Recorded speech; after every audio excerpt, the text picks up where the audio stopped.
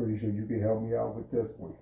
Why is it when things don't work out with a guy and a woman or whatever, and the guy just, so I guess the guy, maybe, let's just say the guy just basically, let's just say they go their separate ways.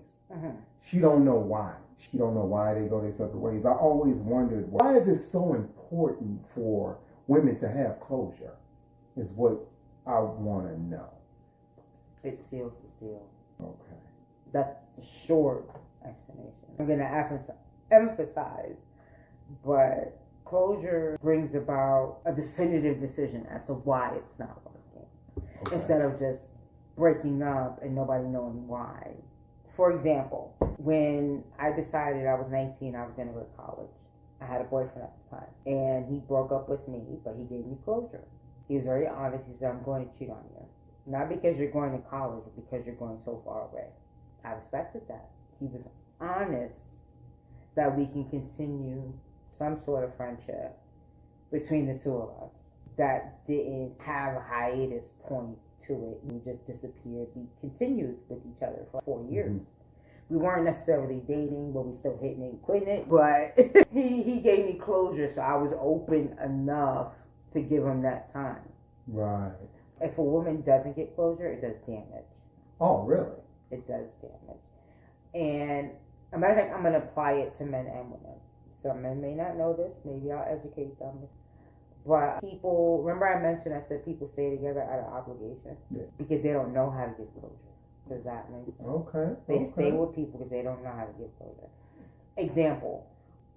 I don't know about anywhere else, but in New York, you find a lot of people that are with other people because they feel stuck. So that's obligation. Oh, I gotta stay with her. The child is the obligation that keeps them together. And it's like, that shouldn't be the case because there's single parents all over the place. And I'm not saying you should be a single parent, because people are considering nowadays co-parenting. It's a good look, but not having closure can cause damage. It just, closure is a reason to why it's ending. So that in that closure, in that healing, you can grow. Without healing, you can't grow. Without understanding, you can't grow.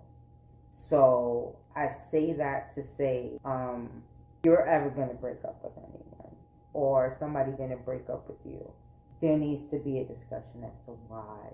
Because it may not have gone wrong. This may not have blown up in people's faces. It could be other reasons.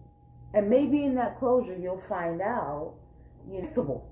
So there's no need to break up. But then, for example, I've broken up with people, but I've never got closure to their end. I just knew it was over. That's all I knew. I was like, well, if it's over, I got to be the bad guy. So you broken up with people, or they broke up with you? I've broken up with people. Because I've seen factors leading to why it's ending. And I've never gotten closure. Okay. If two people are in a relationship, and it's in all relationships, you're going to have your ups and downs. I understand that you're going to argue about things, you're going to disagree about things. But say, like, for instance, you're in a relationship and y'all just arguing way too much.